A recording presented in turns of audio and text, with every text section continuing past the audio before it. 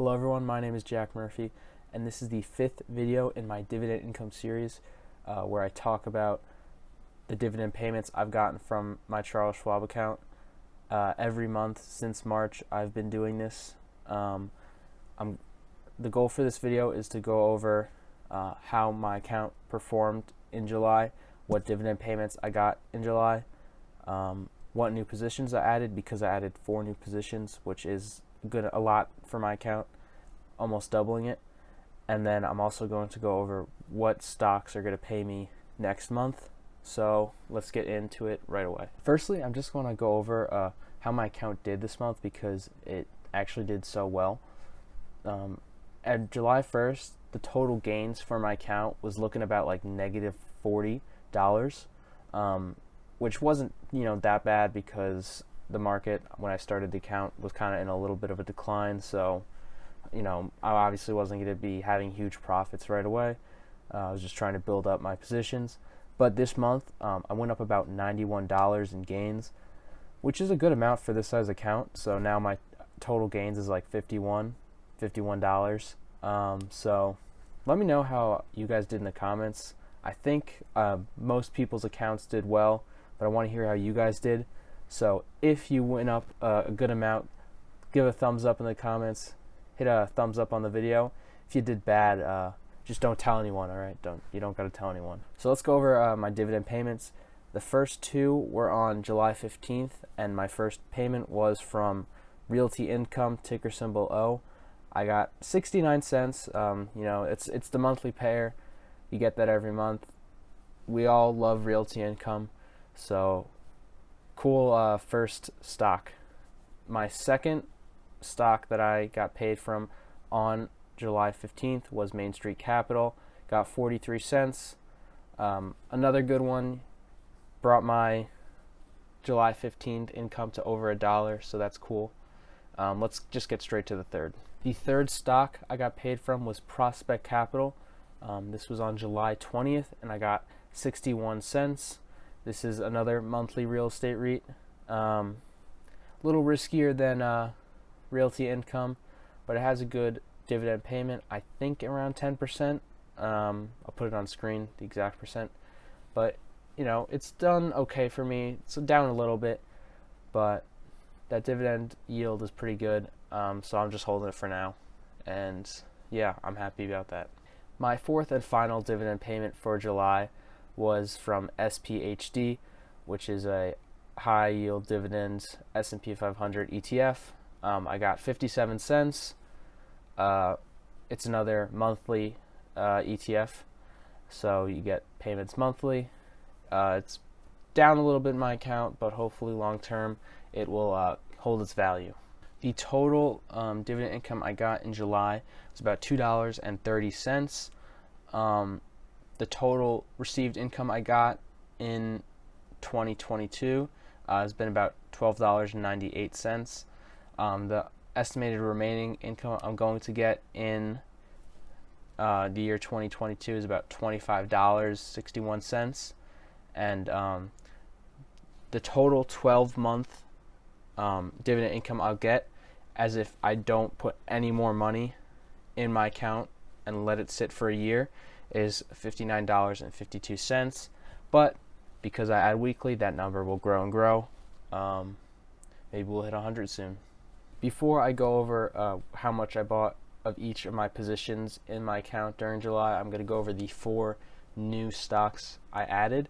So the first one was JP Morgan Chase. This is the bank, Chase Bank, been one of the biggest banks in America for centuries.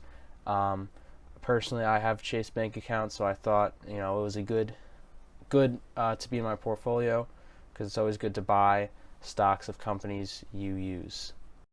Thank you to everyone who suggested I get JP Morgan. My second was Altria Group. I do not buy anything from this company. But I have been adding a lot of Altria Group to my account because it is a great dividend payer, and I think it has potential to keep going up and keep paying me dividends, and that is what I like to see in my account. I appreciate everyone who commented on my last video. about getting Altria Group. The third was Verizon. I added Verizon because I wanted a telecommunication company, and AT&T I'm not so sure of. Let me know what you think about AT&T, if I should add it. I had a little bit in my account at one point, but I ended up selling because it kept going down. So that's just what happened. The fourth stock that I added to my account in July is Intel. Intel is, the computer chip company, computer company that make all your school laptops if you're still in school. And it was at a good discount. They have good dividend payment, percent yields, blah blah blah blah. But it's not going to be one of the bigger positions in my account. But I do think it was worth putting a little money into at its valuation right now. Thank you to everyone who suggested I get Intel. And the fifth and final new position I added to my account in July was SCHD, the Charles Schwab Dividend ETF. I've heard a lot of great things. It looks pretty good, so I'm happy to bring the Charles Schwab Dividend ETF, especially since the platform I would get my stocks on is Charles Schwab. I've got 2 shares. I appreciate all the comments suggesting to get SCHD.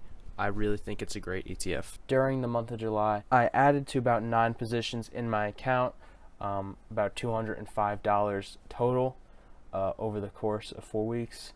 So I'm going to go over how many shares, what dollar value I put into each account, and my new average cost per share. So I'll start off with Altria Group, ticker symbol MO. I put $60 into Altria Group because I thought it was at a good valuation. I wanted to start strong this month and put a lot into it. So I bought about 1.4 shares, and I brought my new average cost per share to $42.52. Starbucks, I did about $15, got me about 0.19 shares. Didn't add as much as I thought I did, but I do have a lot of Starbucks right now, so I don't think I need to put a ton every month into it right now. And my new average cost per share is about $79.30. 3M company, I put about $15 into, which only got me about 0.1 shares. Once again, I have a lot of this company already, so I don't think I need to put a ton into it right now. I wanted to focus on my newer positions, but this brought my new average cost per share to about $143.67. One of my new new positions, was Intel, ticker symbol INTC. I put about $20 into it this month, which got me about half a share. And my average cost per share is about $39.24. SCHD, I put $145 into it, but I actually sold SPYD, which was another ETF. It wasn't like what I thought it would be, and I thought I could move the money into a better ETF. So I thought Charles Schwab's ETF would be a much better use of my money. The reason it's so high is because most of that money was from my other shares. And I got about 2 shares. My average cost per share is about $71.95. Target, put about $15 into it. Maybe could have done a little more, but it's hard to spread out $50 a week into so many different stocks. So I only got about 0.1 shares, bring my average cost about $153.03. Lowe's, I put $5 into. I can't believe it was so low. I didn't even notice that. Got 0.02 shares. That's laughable, but at least it's something. I will try to put a little bit more into Lowe's in August, but I do have more than some of my newer positions, so that's probably why it just slipped my mind. My new average cost per share for Lowe's is $187.59. Put about $20 into Verizon. I only bought it during the last week of July, so I haven't had time to put a lot into it. I got about 0.45 shares. I'll try to bring that over 1 share at least in August, and my new average cost per share is about $44.28. And finally, JP Morgan, put about $30 into it. Also didn't buy until like the last half of July, so I'll try to get to maybe a little over half a share, maybe close to 3/4 of a share, but the $30 bought me about a quarter share. And my new average price for JP Morgan is about $113.59 per share.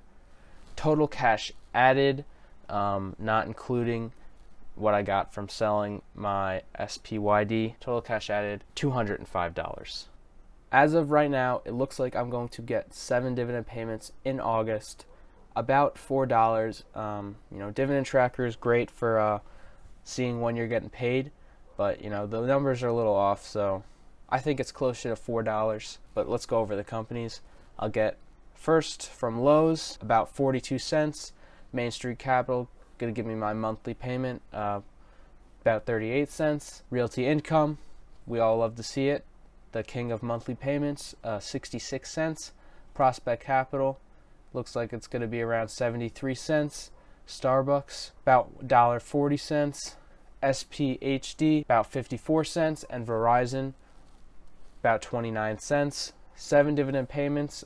So next video you'll get around September 1st, September 2nd is going to be packed with 7 dividend payments. If you're someone who's new to investing or hasn't even started yet, you should really consider having a dividend account or just putting a lot of dividend stocks in your portfolio, because in the long term, this can be a really consistent passive income source of income for you.